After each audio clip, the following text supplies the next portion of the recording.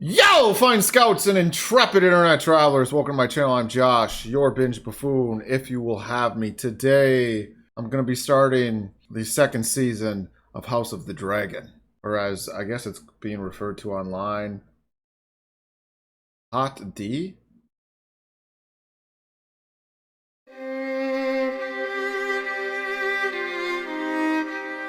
I started this channel a year ago, and the first thing I ever attempted to watch while I got comfortable on camera and figured out how I wanted to do this was the first season of House of the Dragon. It's incomplete on this channel because for at least 2 of the episodes, I can't remember if I messed up the audio or I just simply forgot to hit record. Regardless, I didn't have footage. That was the beginning of Binge Buffoon. I'm not some big channel now or anything like that. I'm not going to have some big moment of reflection, but it's still the first series project I ever attempted to do reaction videos to. I don't really remember anything I said in those videos. I didn't even rewatch season 1 of House of the Dragon, which is a negligent thing to do. I did a Dune 2 video recently, and after watching it, I hated myself because why didn't I rewatch the first movie? Why didn't I reacquaint myself with the lore and everything else? But I'm doing it again because time is of the essence.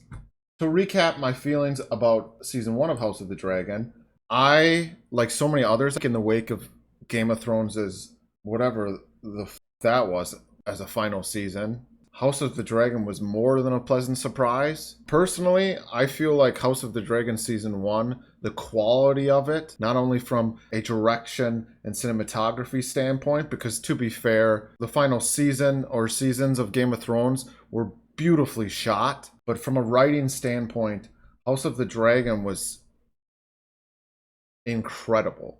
The way it fleshed out the politics of it all, the characters and their motivations. It really took its time with all of that, not to mention the lore. The acting was incredible. Everyone was great in this. Paddy Constantine as Viserys, unbelievable. They nailed the casting in this series. I guess I'll just say that this show really has an opportunity to enhance Game of Thrones. It already has, especially with Aegon's dream and everything it has to say about the coming White Walker invasion, even though we all know how anticlimactic that ultimately felt. So I suppose it will always have that working against it. I have to imagine I said something along these lines in my review of season 1. Endings are important, right? And that ending is always going to overshadow what's accomplished in this series, the same way the original Lord of the Rings trilogy overshadowed the Hobbit films. It's always going to feel less epic and grand in comparison. All right, reaction channel, let's ride the coattails of other people's art. This is what I wanted to say. Knowing how this ends, because even if you haven't read the source material, there's at least a couple lines in the original Game of Thrones series that tells you what happens to at least Rhaenyra. And knowing that, and how the Targaryen dynasty, once all the dragons are dead, descends into madness, essentially, with the Mad King and, then Daenerys. Maybe it makes this more tragic. Maybe it makes it more beautiful. I can't remember what this line's from, but it's from something. Maybe it's Benjamin Button. That something isn't beautiful because it lasts. In a way, the success and quality of this series is an exercise in living in the moment and appreciating something for what it is, despite what comes after or before. I've become really jaded in relation to spin-offs and sequels and prequels and the dilution of franchises and IPs to the point of mediocrity. Whatever. You get what I'm saying. Rhaenyra Targaryen, heir to the Iron Throne. Yeah, Emma Darcy killed it too. I don't know what I'm talking about. I was kind of blown away by Olivia Cook's ability to make me empathize with her when I found all of the Greens so unlikable. I need you, Uncle. The only show in the history of shows to make you root for incest. The song of ice and fire. The prince that was promised. Oh, that's right. Allison thought. Aegon is unfit to rule. He tolerated the prince's proclivities for years. Because it was my sworn duty, Eric. Oh, the twins are on opposing sides. That's right. I also do think it's really interesting that what is at the heart of this series is a broken friendship. It really echoes that age-old saying, keep your friends close and your enemies closer, in a way. Into war. The enemy have declared war. What are you going to do about it? Also, anyone who's sorry, there's a lot of talking because I'm watching the recap and I said a bunch of shit before, but anyone who watched Doctor Who knows that the 11th Doctor had this edge to him that sometimes you would see, and Matt Smith really gets to embrace that in this show. The darkness that the 11th Doctor had. No! Oh, she goes Super Saiyan. For you, Rhaenyra.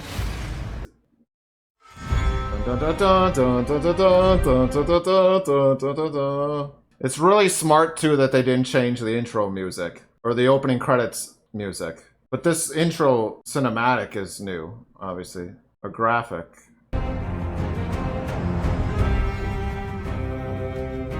The thing about Fire and Blood, for those who are familiar, and I've only heard about this, is that the history of the Targaryen dynasty is told through multiple unreliable narrators, which leaves a lot of things open to interpretation that now this show can interpret and make canon, I suppose, if you want to look at it that way.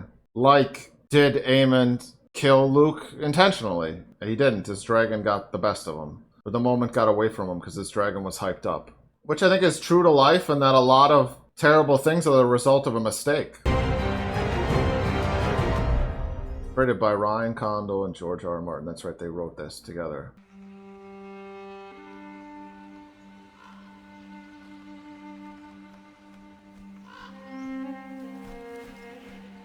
This score is also from Game of Thrones. Again, this show is brilliant for carrying the vibe and the aesthetic of Game of Thrones over so seamlessly.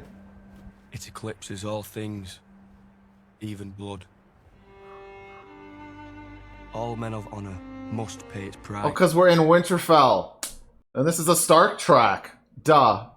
Since the days of the first men, we have stood as guardians against the cold and the dark. I love, dude, this is fucking me up. I'll get emotional. 1 in 10 men from our household was to be chosen to fortify the watch. This is not a sentence, but an Also, honor. he's going to the Night's Watch? Winter is coming. This is only a late summer snow, my prince. In winter it will cover all you see, and all memories of warmth will be forgotten.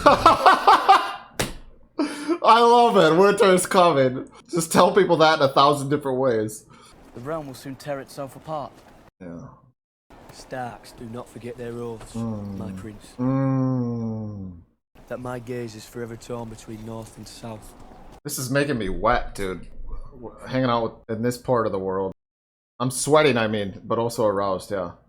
The High Tower's plan to usurp the throne. Right. His grace stood at this very outlook and watched. This guy really kind of... They cast this dude to kind of look like Ned, obviously. Do you think my ancestors built a 700-foot wall of ice to keep out snow and savages? Oh, and we got the White Walker track. Death. Yeah. You know what's gonna happen? And they're gonna have a hard time refusing this instinct, but we're definitely gonna see a White Walker in this series. To reinforce the threat in the eyes of someone. A raven's arrived. Urgent news from Dragonstone. Oh, his brother's dead, he doesn't know. We're picking up right where we left off then. It looks so good, dude. Bernice. It probably sounds dumb that I was like praising the consistency of the music, but it's huge. Killing Vhagar. I cannot face that hoary old bitch. With my dragon and yours together, we can kill Vhagar and her rider. Make it a son for a son. It's never gonna happen. Mother grieves as the queen shirks her duties. A raven has told Rhaenyra that her son is dead. She needs to know it for certain. Right. She's not acted on the vengeful impulse that others Yeah, she exercises restraint. Well, I mean, she made a lot of dumb decisions in season 1, but still. Fly with me. It is a command. Would that you were the king. Yeah. When is this gonna get to him? It already does get to him, but is it gonna get to him Nah, I don't know. Maybe there's an element of expectation with this first episode, given the way that season 1 ended, that, oh, we're going to war, let's go, but I think we're gonna stew in this, and I like that. We're gonna stew in the grief that Rhaenyra is feeling, and yeah, the emotional impact of Luke's death. That's fine. Corliss is dope, dude. The Sea Snake, great name. I must have my ship back at sea to lead the effort. It'll be many weeks yet, I'd wager. Sorry, I'm kind of distracted because I don't know if anyone else feels this way, but seeing a Stark really makes you think, like, fuck, I care about that guy more than half these other people sort of kind of know. I am indebted to you, Alan. Never mind. I don't want to get doxxed. Mind your post! I honestly don't know if this is Eric or the other brother. I don't remember the other brother's name. They're not both Eric. The twins. Champion ready! Hold! Eric.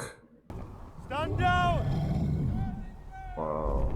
Look at all the holes in the wings. Geriatric dragon. Where is Jaehaerys? Well, they named another kid Jaehaerys. They really just don't get very creative with names. I'm afraid. They'd be fools to come with Vhagar protecting the city. Not the dragons. The rats.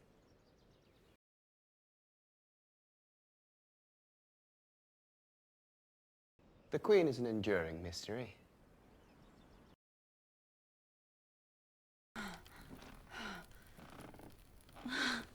The hell? Oh. Is this Kristen Cole? Just giving head to Alicent?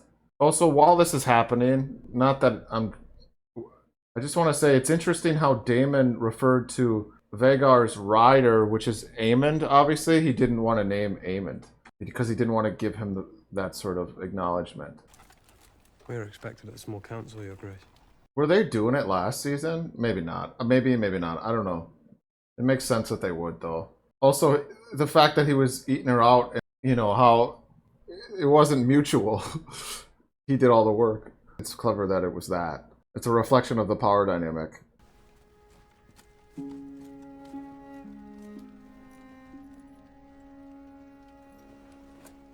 Oh, well, this is nice of her to do.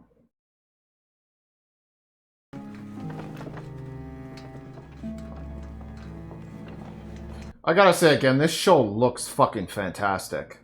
Your Grace? The direction's really good. Even then, where we just saw the camera came back as they walked to the table, as of following them into the room, sort of. It adds to the scope of things if you keep things out, you know. Just makes the world feel bigger, among other things. When the set design's this fucking good, sometimes you want it to do that, show things. And that war is now inevitable. Perhaps your grace might lend his voice to our outreach. Enough! He just doesn't give a shit. Laughing at his kid? Is the heir to the throne bothering you, Thailand?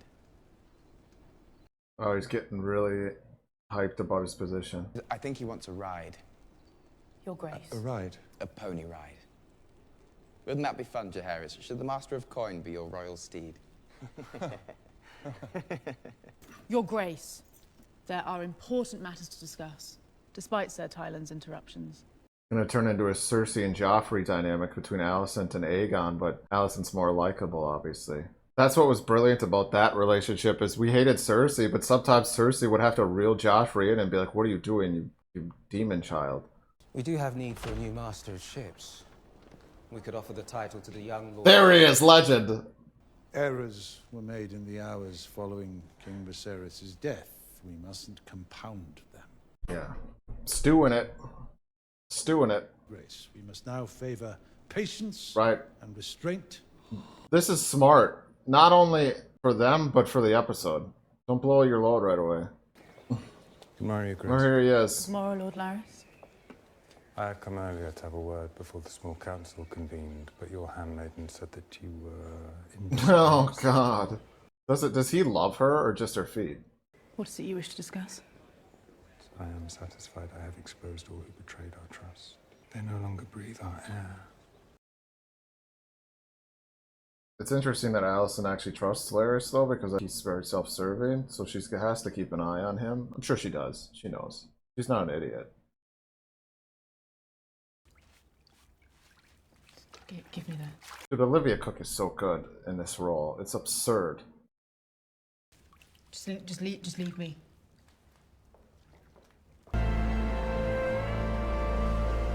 It's also smart that they left her...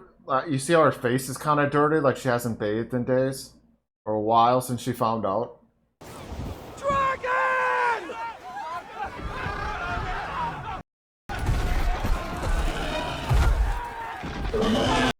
Everyone freaks out.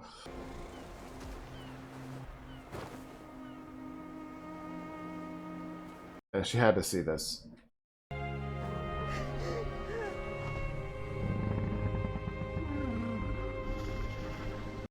It would make sense that she hunted down the body. They were talking about that before. It didn't really dawn on me that she was out looking for her son's body, but it makes sense. It makes total sense. King Aegon. The magnanimous.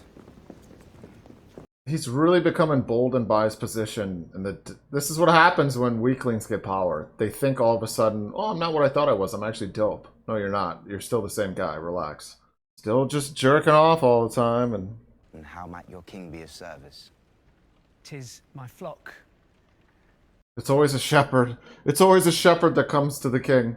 A tithing of livestock would be necessary to sustain the dragons for their increased activity. You gotta feed him, yeah. He's not thinking things through. Perhaps we could just return his sheep. He came all this way. If you return one herd of sheep, Your Grace, you'll soon find them all at the foot of your throne expecting the same. They won't know. They won't know. But they won't know. There's no one else here, just us.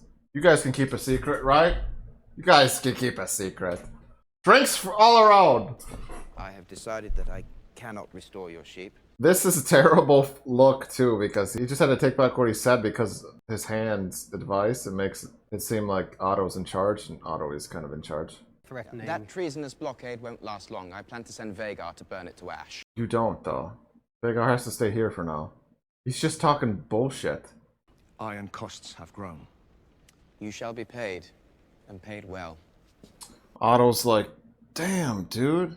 Our victory depends on the efforts of the small folk. Aegon, you should really listen when you guys are sitting at that table. Instead of making your master of coin a pony or a stallion. Tis the hand's want to keep a firm grip on things. Yep.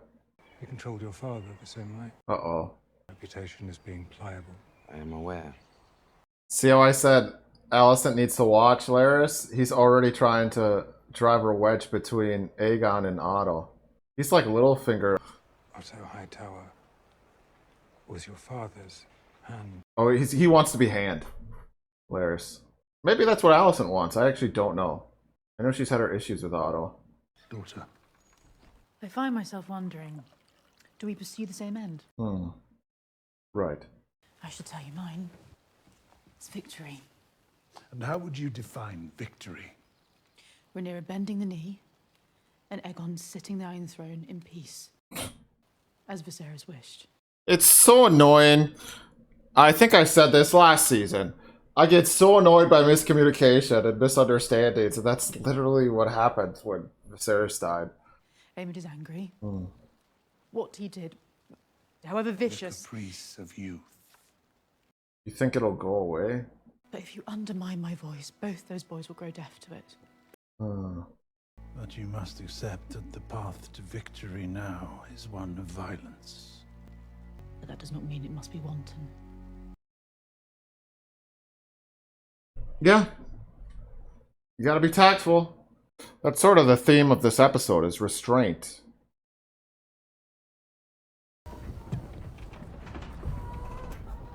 Oh, it's this chick. What's her name? Mysaria? I don't know. I wrote it down names before and I had that on the list. The White Worm. That's her. How long have you been selling secrets to Otto Hightower? As long as he had gold to pay for them. Who sent you fleeing from King's Landing in such disrepair? You guys used to bang, right? You only blame me because your true enemies are out of reach. This script is so good. I possess nothing of value to you, Daemon. Like, the thing about these conversations in this show is they're saying so much, but they're saying a lot more. There's a lot always that's happening beneath the surface, even though there's so much already happening. Was it honor that made you stand by and watch as the Hightowers usurped the throne? I'm shamed by it. That's why I abandoned the king's He's following Daemon. Aegon was in your grasp. You should have killed him yourself. Not gonna be a Kingslayer. And we swore the same oath, to defend the whole of the royal. Yeah. So what were we to do when they turned against one another? It is fascinating, the brothers. They're sort of a surrogate for the audience, the brothers, in a way. The Kingsguard twins. She's back. Mother's home. This is a legendary walk. Queen of the Andals, and the Rhoynar and the First Men. See, this is when the camera can get up close and follow a character. When their entrance really has meaning, otherwise you can back off. Your counsel stands at the ready, Your Grace. Oh, now we find her back at the front of the table like the end of the season 1 finale. Well, now she's broken and disheveled. She was angry at the end of... What's she gonna do? I want Aemond Targaryen.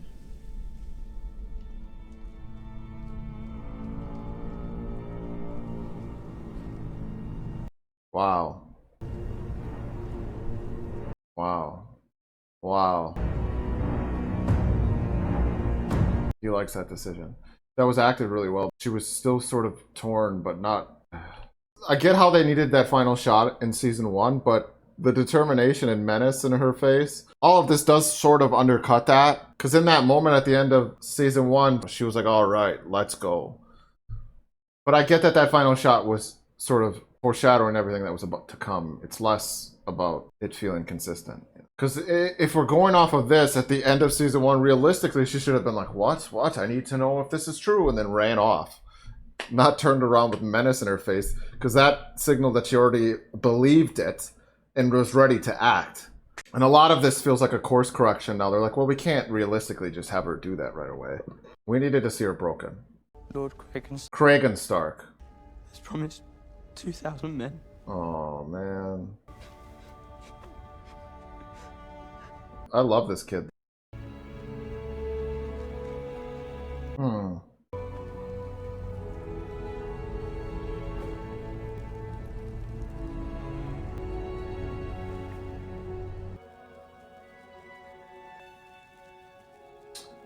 Wow.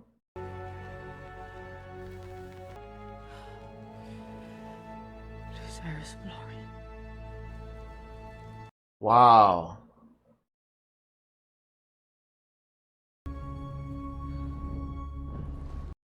See, you just have to like Alicent. It's weird.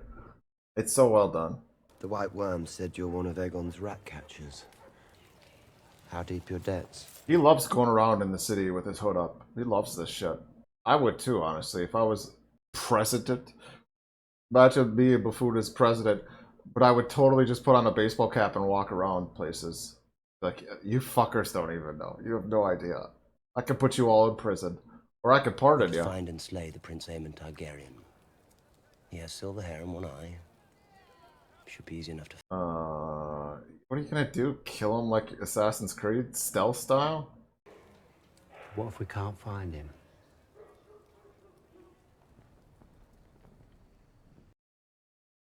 And I should be flying cover on Vhagar.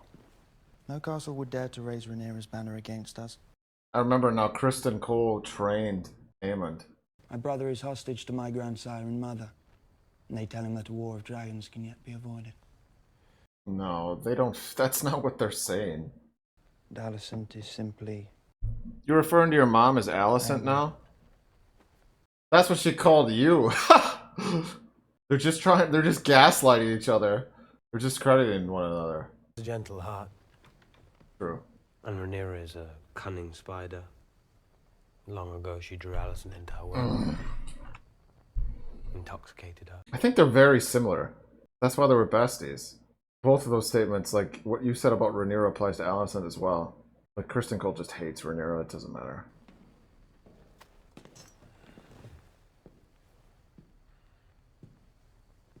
Wow. I love how Aemond and Kristen Cole were equals until Otto walked into the room. They intentionally did that in this scene, you know, to put it all into perspective. You and Vhagar are the greatest single power in the realm. If it wasn't obvious before, it certainly is now. But there are many pieces at play here, some of which you can't yet see. You think you're funny? I didn't land that joke very well. We both know that your brother cannot. So Larys is trying to drive a wedge between Aegon and Otto's trying to drive a wedge between Aemond and Aegon. Hilarious. Take that.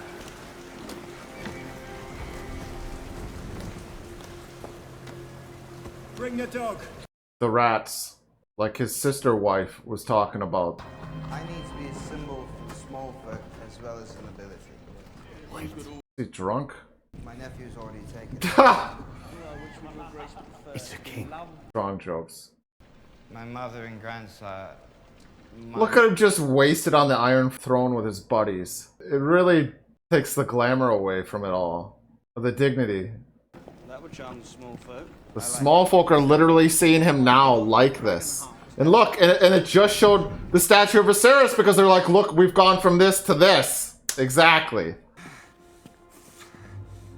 Fuck off. He kicked the fucking dog. Why does the name Cheese sound familiar? Not because I live in Wisconsin, I feel like I've heard something about this.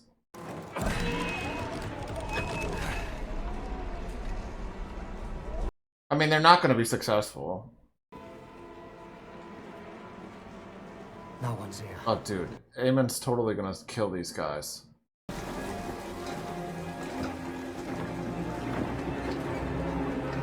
Dude, why does this... For the rats. It's cool how they brought this back around with the rats and then... Yeah. I wonder if she's gonna notice there's something off about him and then be like, oh yeah, forget it, fuck these people. Or she's gonna...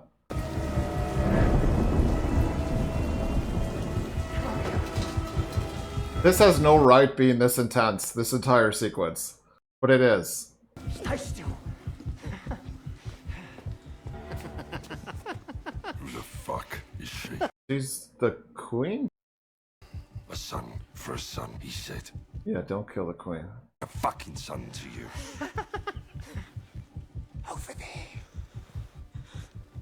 Daemon's single-handedly gonna make this way worse. Alicent's... Whatever happens here, they're gonna kill the queen. They're gonna kill the queen. And Alicent's gonna flip the fuck out.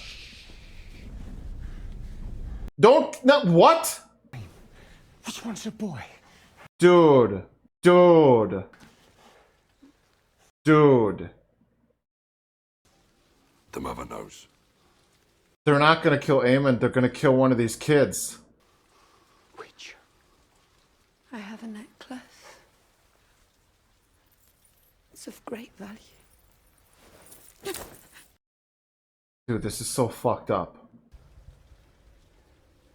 This is fucked up. She's gotta choose. Or point to her son. Maybe she lied and point to her daughter so because of the heir situation. It's the other one. She's not going to give up the Yeah. king's heir that easy.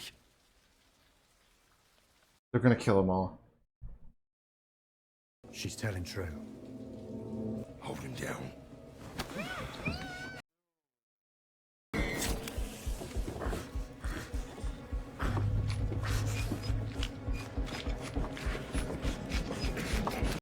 My god, dude. This show doesn't fuck around.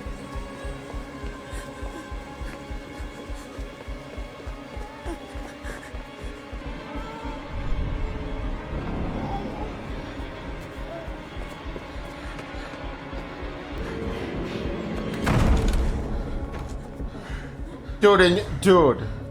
Oh my god, what the fuck? This is so crazy, and I shouldn't say this right now, but you remember earlier how I said about the close-up shots when the walking and it's been all on Helena? They killed the boy.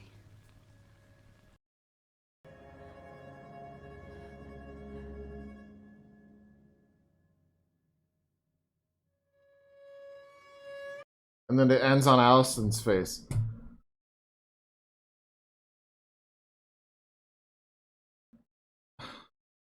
Everyone's response to everything is terrible. This show is such a good example about how war is a byproduct of stupidity and cruelty and impulsiveness. And just how barbaric humanity can be. The way that was filmed was really... it made it a lot more traumatic because it was so intimate. That last sequence when we were first following Blood and Cheese and then Helena. Let me get this straight. Daemon hired them to kill Aemon. and then said son for a son, so they're like, well, let's just kill a son. Rhaenyra is going to be pissed. They're going to wake up and there's going to be a little boy's head at their doorstep. How the fuck are blood and cheese shouldn't even make it out of there? Oh my god. This show, House of the Dragon, really doesn't hold back.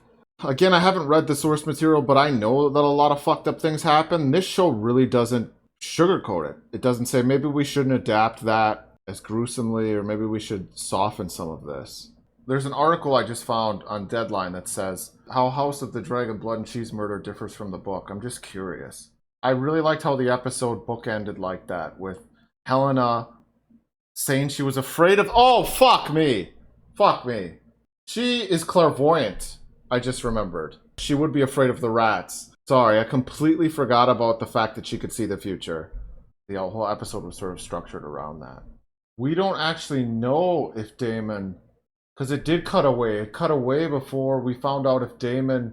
Because they asked Daemon, what do we do if we can't find Aemond? And maybe he said, maybe he did say, just kill a boy.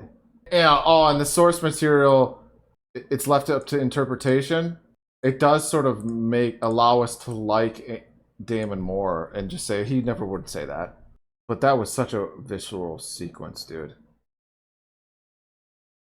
In an interview with the Hollywood Reporter, Ryan Condal said that we decided to tell it from their point of view and make it like a heist gone wrong. That's perfect. That's how it felt. Whereas in the book, it's depicted purely from Helena and Alicent's perspective, them finding out. And then it shifts, and Helena becomes like the third act of Blood and Cheese's story. And then the deed is committed off screen with only noises of struggle and stabbing her to elude what is happening. That was horrific. We didn't need to see, obviously. It's bad enough. Oh yeah, I forgot Kristen Cole's supposed to be celibate. He's just fucking Alicent. The show did keep some other stuff, some pretty vulgar and malicious threats out of the script that were in the book. It is interesting though that in the book, and this could just be because of the whole unreliable narrator thing, Fire and Blood, Alicent and the maids are held hostage by the assassins while they wait for Helena. Whereas in the show, Helena storms into Alicent's bedroom and she's having sex with Kristen Cole. They would leave that out because Kristen Cole is not Alicent's husband, and Kristen Cole's not supposed to be having sex.